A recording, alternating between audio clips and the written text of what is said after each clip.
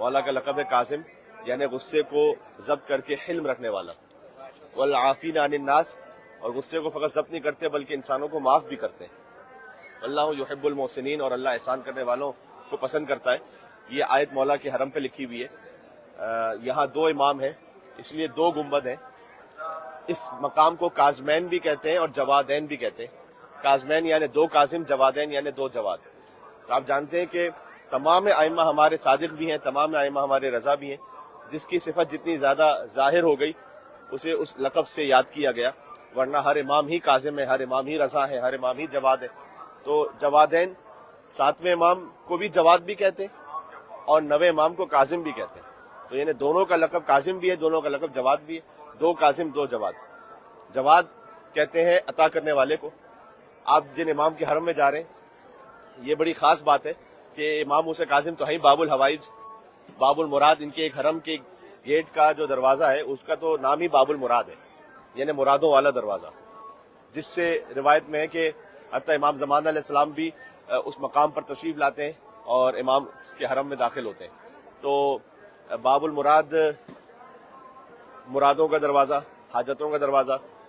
یہ وہ امام ہے کہ جو آپ نے ہمیشہ مصائب میں سنا ہے کہ مولا پہ انتہائے اسیری گزر گئی اور زندان میں جوانی و پیری گزر گئی۔ تو 14 سال کی قید امام نے گزاری ہے، اور وہ قید بھی ایسے کہ نہ امام سر اٹھا سکتے تھے، نہ پیر پھیلا سکتے تھے۔ اس کو سمجھنا، تھوڑا سا ریلیٹ کرنا، اس لیے میں کہوں گا کہ کیا ہماری تو خیر کیا حیثیت اور کیا اوقات، لیکن اب ہم جب لمبا سفر کر کے آتے ہیں، تھوڑا سا ہم لمبا سفر کر کے آئے تھے تو تھوڑی دیر بس میں بیٹھنا پڑا، تو بس میں بیٹھ کر ہم ٹانگیں اپنی سمیٹ کے بیٹھتے ہیں 3-4 گھنٹے کے لیے، 5 گھنٹے کے لیے، 8 گھنٹے کے لیے، تو ہمیں ایک بے چینی آہستہ آہستہ شروع ہو جاتی ہے۔ آپ تصور فرما سکتے ہیں کہ سالہ سال ایسی قید میں رہو، اور وہ قید میں رہو، اور قید بھی ایسی ہو کہ نہ سر اٹھا سکتے ہو، نہ پیر پھیلا سکتے ہو، اور حتیٰ یہ کہ امام کے پاس چاہنے والے بعض زندان والوں کو کچھ ہدیہ دے کر کہتے تھے کہ ہم دور سے دیکھ لیں اپنے امام کو کھڑکی سے۔ تو جب وہ دیکھتے تھے تو اس سے کہتے تھے کہ امام تو نظر نہیں آ رہے، کہاں ہے امام؟ کہ وہ تمہیں کیا نظر آ رہا ہے دور سے؟ تو وہ تو خالی ایک کپڑا بچھا ہوا ہے۔ دور سے ایسا لگتا تھا کہ جیسے کپڑا بچھا ہوا ہے خالی، بس اتنے ضعیف اور نحیف ہو چکے تھے امام۔ امام کی خود زیارت میں کہ السلام علیک ایھا المعذب فی قعر السجون، سلام اس پر جسے قید خانے کی تنہائیوں میں عذاب دیا جاتا تھا، جس امام کو قید خانے کی تنہائیوں میں مارا جاتا تھا۔ سلام ان پر کہ فی ظلم المتامیر، متمورہ، امام خالی زندان میں نہیں تھے، متمورے میں تھے۔ زندان وہ ہوتا ہے کہ جو زمین کے اوپر ہو، متمورہ وہ ہوتا ہے جو زمین کے نیچے ہو، ایسی قید تھی امام۔ تو شدید قید میں امام رہے۔ فی علی الساق المرزوز، ساق کہتے ہیں شن، پنڈلیوں کو۔ یہ امام کی زیارت میں، اب دیکھیں جب زیارت کا جملہ ہے نا، اس کا مطلب ہے کہ کتنی اوتھینٹک بات ہے، یہ کوئی ایگزیجوریشن نہیں اس میں۔ فرمایا کہ اس امام پر سلام ہو کہ جس کی پنڈلیاں، جس کی یہ شن، ہڈیاں، وہ چورا چورا ہو گئی تھی۔ یہ وہ واحد امام ہے کہ مرنے کے بعد بھی دن کی زنجیریں کھلی نہیں۔ امام سجاد علیہ السلام وہ زندان میں رہے، ہمارا سلام ہو مولا پر، لیکن 1 سال بعد جب رہائی ملی تو زندان سے زنجیریں ان کی کھلی تھی، توق، ہتکڑیاں، بیڑیاں کھل گئی تھی۔ لیکن امام موسیٰ کاظم وہ ہے کہ جن کا جنازہ بھی حتیٰ زنجیروں ہی میں جکڑا ہوا تھا۔ اس لیے کبھی 25 رجب جو امام کی شہادت کا دن ہے، میں نے یہاں پر کئی مرتبہ 25 رجب کی ہے، امام حسین کے 40 جتنا رش ہوتا ہے تقریباً، ایسا محسوس ہوتا ہے، ہر طرف خلقت ہی خلقت ہوتی ہے۔ اور آپ جانتے ہیں کہ بغداد کے پل پر امام کا لاشا، میں یوں کہوں گا کہ رکھا نہیں گیا تھا بلکہ پھینک دیا گیا تھا۔ تو بغداد کا جو یہاں پر پل بنا ہوا ہے، جو کہتے ہیں اس زمانے میں ایک پل تھا، تو اس پر امام کا تابوت چلتا ہے آج بھی، جس پہ کئی دفعہ بم بلاسٹ بھی ہوا ہے، کئی شہادتیں بھی ہوئی ہیں۔ وہ آج بھی جو امام کا تابوت ہے نا، آج تک زنجیروں میں وہ پورا جکڑا ہوا ہوتا ہے۔ اسی بات کو بتلانے کے لیے، سمجھانے کے لیے کہ حتیٰ امام کا جنازہ زنجیروں میں جکڑا ہوا تھا جب امام کی شہادت ہوئی۔ تو آپ بڑے ایک مظلوم امام کے حرم میں ہیں، جنہوں نے سالہ سال، اب 14 سال کی قید ہے یا 10 سال کی قید ہے، الگ الگ اس میں روایتیں وقفے وقفے سے، لیکن اگر 10 سال کی بھی ہو، 8 سال کی بھی ہو، اب آپ سوچیں اتنی لمبی قید، وہ بھی اس کیفیت میں، اور امام کو نہ کھانے کے لیے کچھ دیا جاتا تھا۔ تو امام علیہ السلام کا لیکن اس میں ایک فقرہ ہے جو زندان میں منقول ہے کہ امام کہتے تھے کہ پروردگار میں تجھ سے تنہائی میں تیری عبادت کے لیے ایک جگہ مانگتا تھا تو تیرا شکر ہے کہ تو نے وہ جگہ مجھے نصیب فرمائی. اور ایک شخص سے جب امام کی ملاقات ہوئی, یہ ہمارے لیے سیکھنے کی بات ہے, یہ بچوں کے لیے بھی اور ہم سب کے لیے, کہ امام کے زندان بدلتے رہتے تھے. تو اس میں ایک زندان ایسا تھا کہ جہاں برابر سے کسی کا گھر تھا اور مسلسل میوزک کی آواز آتی تھی. تو امام علیہ السلام نے یہ فرمایا تھا کہ ایک امام ایک ایسی جگہ چلے گئے, میں روایت کو پورا یوں پڑھوں کہ امام بعض اوقات کوئی زندان بان کوئی ایسا شخص آ جاتا تھا جو امام کے دل کے اندر محب ہوتا تھا, تو وہ کچھ دنوں کے لیے امام کہتا تھا کہ مولا آپ کسی آرام دہ جگہ پر آ جائیں. بادشاہ کو پتہ بھی نہیں چلتا تھا. تو وہ ایک لے کے چلا گیا امام کو. جب امام وہاں پہنچے تو وہاں برابر سے میوزک کی آواز آ رہی تھی گھر سے, زور زور سے. امام نے کہا کہ مجھے واپس زندان چھوڑ دیں. مولا یہ تو بڑی اچھی جگہ ہے, زندان تو اتنا قید اتنی مشکل ہے. امام نے کہا یہاں سے یہ جو آواز آ رہی ہے, آواز آ رہی تھی خود سے, نعوذ باللہ, امام کے گھر میں تھوڑی کوئی نعوذ باللہ بج رہا تھا. امام نے کہا کہ مجھے پسند ہے کہ میں وہ زندان میں رہ لوں لیکن یہ آواز نہیں آئے میرے کان میں. اب آپ سوچیں کہ جس کے گھر میں خدا نخواستہ ایسی آوازیں آتی ہوں تو امام علیہ السلام کہاں اس گھر میں رہنا آنا پسند کریں گے. تو یہ ایک درس بھی ہے امام کی زندگی سے. اور میں آخر میں اس کو کمپلیٹ کروں گا, لیکن میں امام جواد کا ذکر بھی ساتھ میں جوڑ دوں کہ ساتویں امام تو ایسے مظلوم ہے, اور امام محمد تقی نیاز ہے, لینا چاہے لے لیں. امام محمد تقی الجواد علیہ السلام ایسے مظلوم ہے کہ جو سب سے کم سن امام ہے. اگر آپ سے پوچھا جائے کہ اماموں میں سب سے کم عمر امام جن کی شہادت ہوئی تو امام محمد تقی الجواد ہے. 25 ایئرز میں امام کی شہادت ہو گئی بس. تو سب سے کم سن جو معصومہ ہے وہ بی بی فاطمہ ہے 18 ایئرز میں, اور سب سے کم سن جو امام ہے وہ امام تقی الجواد ہیں. 25 ایئرز میں امام کی شہادت ہو گئی. اور امام کو خود ان کی بیوی نے زہر دیا تھا جو مامون رشید کی بیٹی تھی. جب زہر دیا امام کو, امام کی 2 ازواج تھیں, ایک سے بی بی سمانہ خاتون سے جو نسل امامت آگے بڑھی, اور ایک تھی مامون رشید کی بیٹی جس کا نام ام فضل تھا, جس نے زہر دیا امام کو حسد میں آ کر. اور جب امام کو زہر دیا تو یہ تاریخ میں لکھا ہوا ہے کہ امام زہر جب جس کو دیا جائے نا اس کو پیاس بہت لگتی ہے ظاہر ہے, کیونکہ آخر میں وہ جب اس کی جان جا رہی ہو تو امام اللہ تش کہتے تھے. امام کو ایک حجرے میں بند کر دیا تھا اور امام کی آواز باہر نہ جائے, تو اس نے بھی چند مغنیہ عورتوں کو, گانا گانے والی عورتوں کو بلایا جو وہاں پر رقص کرتی تھی اور سیٹیاں بجاتی تھی, اور امام کے اندر شہادت ہو رہی تھی. تو اس کیفیت میں امام کی شہادت, دونوں امام بڑے مظلوم امام ہیں, ان کا ذکر بڑا کم ہوتا ہے ہمارے یہاں پر, اور دونوں وہ ہیں کہ جو باب المراد ہیں. امام موسیٰ کاظم تو ہیں باب الحوائج باب المراد. امام محمد تقی الجواد کے لیے ہے کہ آپ کی کوئی بھی دنیاوی حاجت ہو تو آپ طلب کریں امام محمد تقی الجواد علیہ السلام سے دنیاوی حاجت کے لیے. ویسے تو کسی بھی امام سے آپ کوئی بھی وسیلے سے طلب کریں, لیکن ہوتا ہے کہ کچھ خاص دعائیں کسی خاص امام کے ذریعے سے قبول ہوتی ہیں. ان میں سے ایک امام محمد تقی الجواد علیہ السلام کہ اگر کوئی دنیاوی حاجت کسی کی بھی, دنیاوی حاجت کا مطلب کیا ہے, آپ کے لیے گھر کی کوئی حاجت ہے, کوئی قرض کا مسئلہ ہے, کوئی سفر کا مسئلہ ہے, کبھی ڈاکومنٹیشن کا کوئی مسئلہ ہوتا ہے, بچوں کے لیے کوئی مسئلہ ہے, ازدواج کے لیے کسی کا کوئی مسئلہ ہے, کوئی بھی کسی کی دنیاوی حاجت تو خاص طور پر امام تقی الجواد علیہ السلام سے مانگنی چاہیے. الجواد امام کا لقب کیوں ہے؟ امام کو سخی نہیں کہتے, جواد کہتے ہیں. سخی اور جواد میں ایک فرق ہے. سخی بھی عطا کرتا ہے, جنرس ہوتا ہے وہ, لیکن سخی اور جواد میں عربی میں فرق یہ ہے کہ سخی اس کو دیتا ہے کہ جو ڈیزرو کرتا ہے اس کو دے دیا ہوتا ہے سخی, جو ڈیزرو نہ بھی کرتا اس کو بھی جو دے دے وہ ہوتا ہے جواد. اس لیے اللہ تعالیٰ کے ناموں میں سے سخی نہیں, اللہ تعالیٰ کی صفات میں سے جواد ہے. یا جواد لا یبخل دعائے جوشن کبیر میں بھی ہے, اے وہ جواد جو بخل نہیں کرتا.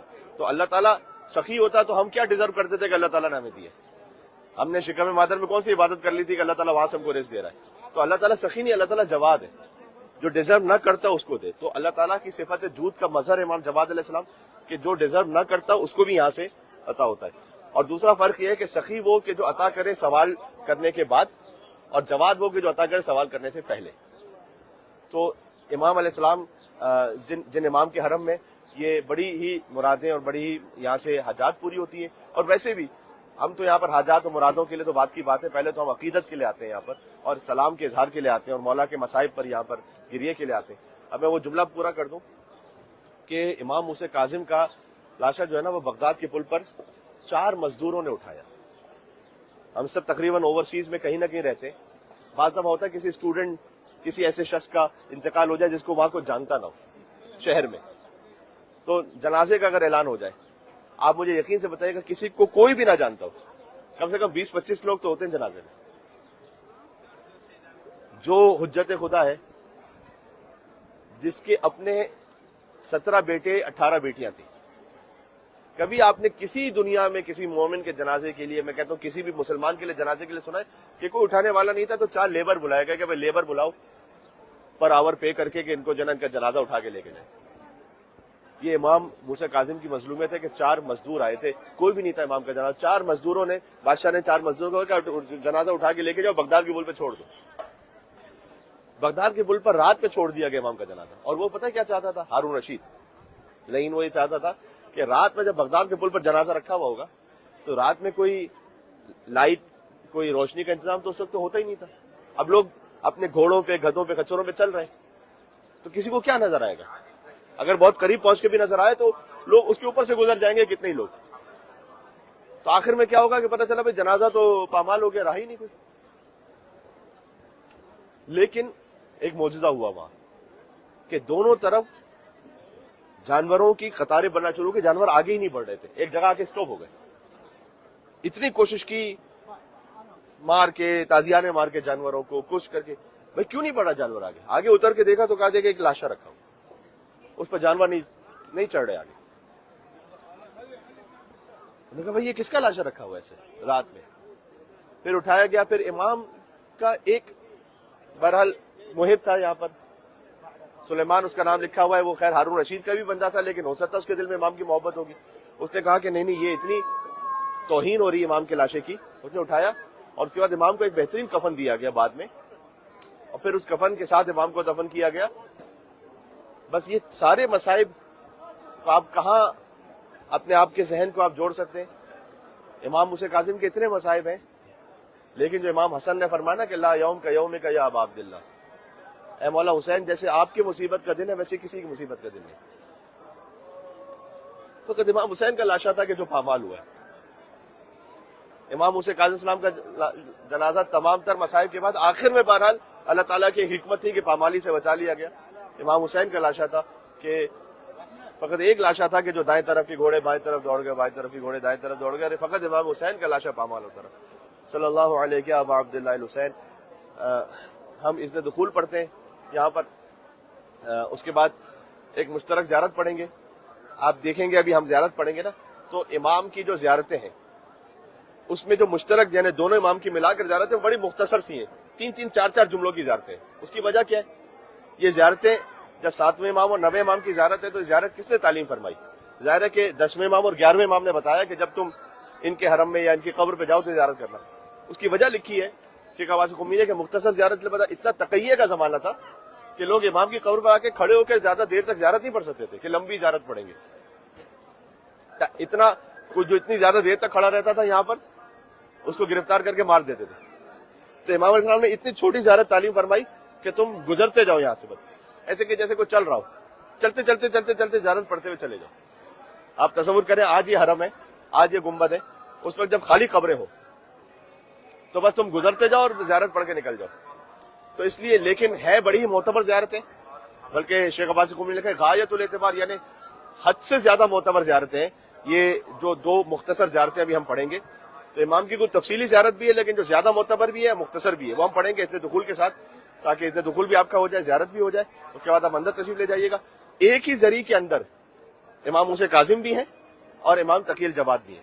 جہاں سے جینٹ سینٹر ہوں گے وہاں پر پہلے امام موسیٰ کاظم کی قبر سامنے آئے گی, ذریعے پر لکھا ہوا بھی اوپر امام الموسیٰ کاظم لکھا ہوا بھی ہے, اور دوسری طرف امام الجواد لکھا ہوا بھی ہے. تو ایک ذریعہ ہی ہے جس کے اندر دونوں ائمہ ہیں, اسی لیے دونوں گنبد ہیں.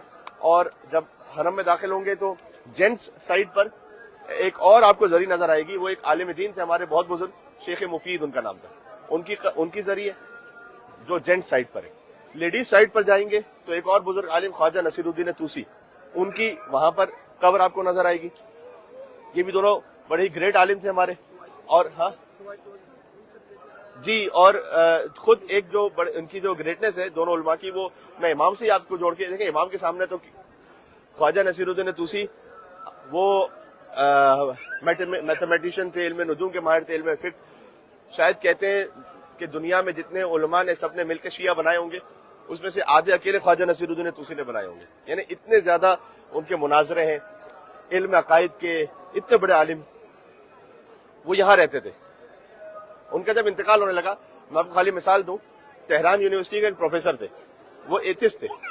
ان کو ایک عالم تھے ہمارے آیت الحسن زادہ امولی, انہوں نے پوچھا کہ آپ پروفیسر ہیں تہران یونیورسٹی میں اور جیومیٹری کے پروفیسر تھے, تو ان کو ایک ڈائیگرام انہوں نے بتائی, ڈائیگرام بنا کے بتائی کہ آپ یہ بتلائیے گا کہ یہ آپ جیومیٹری کے پروفیسر ہیں تو جیومیٹری میں فیکٹرز بنتے ہیں نا, تو فیکٹرز جو ہے نا جو آپ فارمولا لکھتے ہیں, تو اس ایک ڈائیگرام سے آپ کتنے فیکٹرز ڈرائیو کر سکتے ہیں.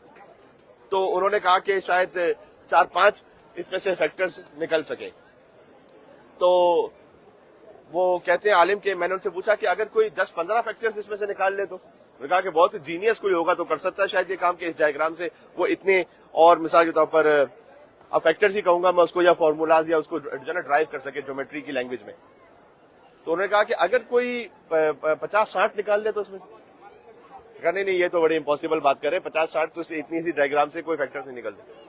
پھر انہوں نے پوچھا اگر کوئی 200-300 نکالے, تو کہہ رہے کیسی بات کر رہے ہیں آپ, یہ کیا مذاق کریں. پھر اس کے بعد انہوں نے بتایا خواجہ نصیر الدین طوسی کی کتاب کہ ایک ڈائیگرام سے انہوں نے 500,000 فیکٹرز نکالے, 500,000, اس پہ پوری کتاب لکھی انہوں نے. اتنے گریٹ عالم, اب امام کے سامنے ان کا تعلق کیسے ہے؟ جب مرنے لگے تو پہلے تو ان کے شاگردوں نے کہا کہ ہم آپ کو نجف لے کے جاتے ہیں مولا علی کے جوار میں, تو انہوں نے کہا کہ نہیں, مجھے اس جوار سے حیا آتی ہے کہ یہ بھی علی کے بیٹے, میرا انتقال یہاں پر ہو, یہاں سے مجھے تم لے کے مجھے یہیں دفن کرنا. لیکن جب دفن کرنا تو میری قبر پر یہ آیت لکھنا کہ وَكَلْبُهُمْ بَاسِطٌ ذِرَاعَيْهِ بِالْوَسِيدِ, اصحاب کہف کے کتے کی آیت. 500,000 فیکٹرز جنہوں نے نکالے وہ تو ان کی ایک فیلڈ تھی, وہ سینکڑوں فیلڈ کے عالم تھے. کہتے ہیں میری قبر پر یہ آیت لکھنا امام موسیٰ کاظم کے جوار میں ہوں کہ ایک کتا ہے جو اس بارگاہ میں ہاتھ پھیلائے بیٹھا ہے. وَكَلْبُهُمْ بَاسِطٌ, یہ اصحاب کہف کے کتے کی آیت ہے, ایک کتا ہے کہ جو اس بارگاہ میں دونوں اماموں کے سامنے ہاتھ پھیلائے بیٹھا ہوا ہے. یہ وہ تواضع انکساری کہ اپنی فیلڈ کے ایسے ایکسپرٹس ہونے کے کہ آج تک بھی کوئی 10-15 فیکٹرز کہہ رہے ہیں جو پروفیسر ہے وہ انہوں نے 500,000 پہلے نکالے ہوئے, یعنی اپنے ٹائم سے کتنا آگے کی شخصیت ہے. کہتے ہیں لیکن میں امام کے سامنے تو مجھے معلوم ہے کہ یہ کون ہے, یہ حجت خدا کون ہے. تو ایک کتا ہے جو اس بارگاہ میں ہاتھ پھیلائے بیٹھا ہے. تو میرے خیال میں شاید ہمارا جو زیارت کا سفر آہستہ آہستہ اختتام کو بھی ہو رہا ہے اب یہاں پر, اور ہم الوداع بھی کریں گے مولا سے. تو یہ بھی ہمیں سمجھنے کی ضرورت ہے, کاش یہی چیز ہم سیکھ کے جائیں کہ کوئی بھی شخصیت ہو, کوئی بھی آیت اللہ ہے, کوئی بھی عالم ہے, امام, ہم کبھی کبھی سمجھ لیتے ہیں کہ امام سے کیا 19-20 کا فرق ہے دونوں میں, یا 18-20 کا, ایسا کوئی نہیں. امام کا آپ کسی بندے سے کمپیریزن کریں تو ویسے نعوذ باللہ جیسے آپ اللہ کا کسی سے کمپیریزن اگر کرنا شروع کرتے تو کیا ہوگا, تو وہ ہے ہی نہیں, گنجائش ہی نہیں. تو ہماری حیثیت بھی یہی ہے اس بارگاہ میں, اگر ہم محسوس کر سکیں, اور جو جتنا زیادہ محسوس کرے گا وہی اتنا زیادہ امام کی اتنی زیادہ معرفت کے ساتھ تواضع رکھے گا, اس کی زیارت اتنی انشاءاللہ قبول ہوگی. ایک تو یہ ہے.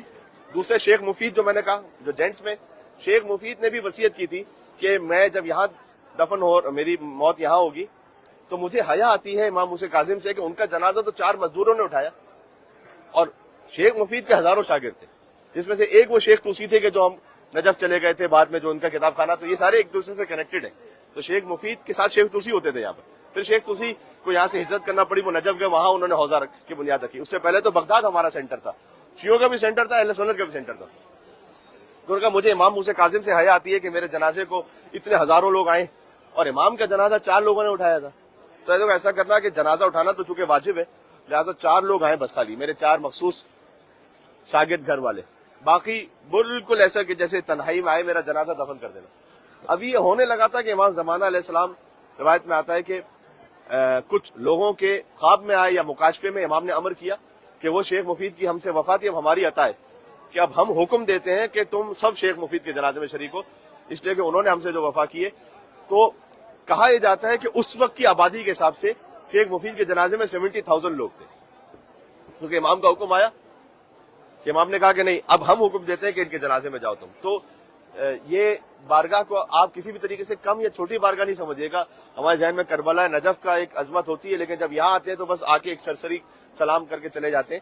تو یہاں پر یہ اتنی ساری عظمتیں اور سب یہ امام علیہ السلام کا حرم ہے، اور اتنی نورانی بارگاہ، ایک مل کے صلوات بھیجے گا امام علیہ السلام پر، اللہم صلی علی محمد و آل محمد وعجل فرجہم۔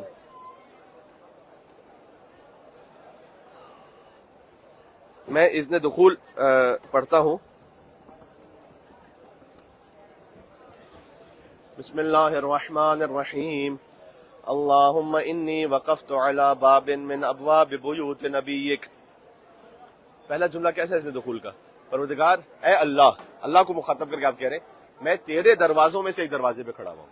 اللہ تعالیٰ کا ایک دروازہ باب اللہ، مثلا ایک کربلا میں ہے اللہ کا ایک دروازہ اللہ تک پہنچنے کا، ایک نجف میں، سامرا بھی ایک دروازہ اللہ کا، ایک کاظمین ہے، ایک دروازہ مشہد انشاءاللہ ہم جائیں گے، قم ہے انشاءاللہ۔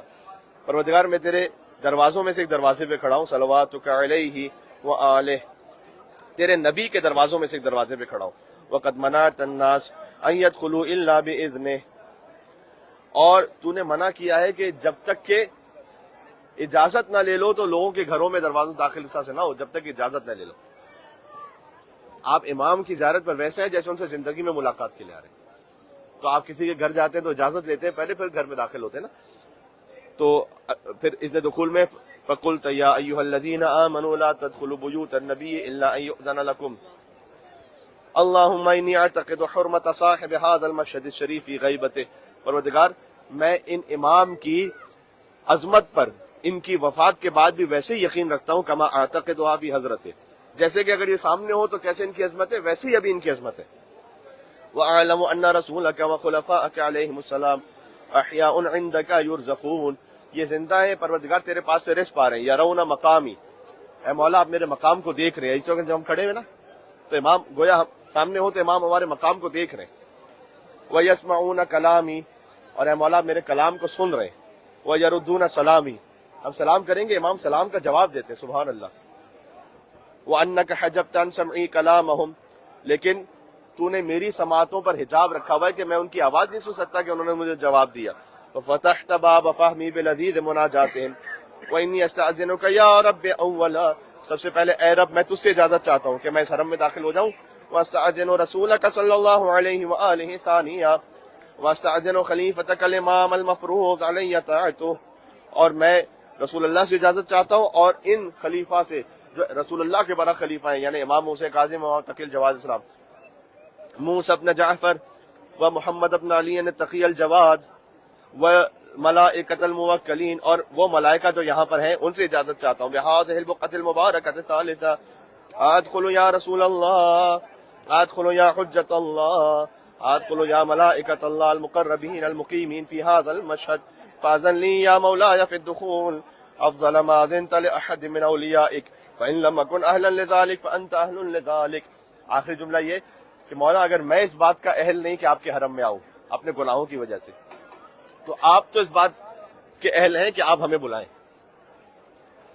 سبحان اللہ۔ بسم اللہ و باللہ و فی سبیل اللہ وعلی ملت رسول اللہ صلی اللہ علیہ وآلہ، اللہم اغفر لی وارحمنی وتب علی انک انت التواب الرحیم۔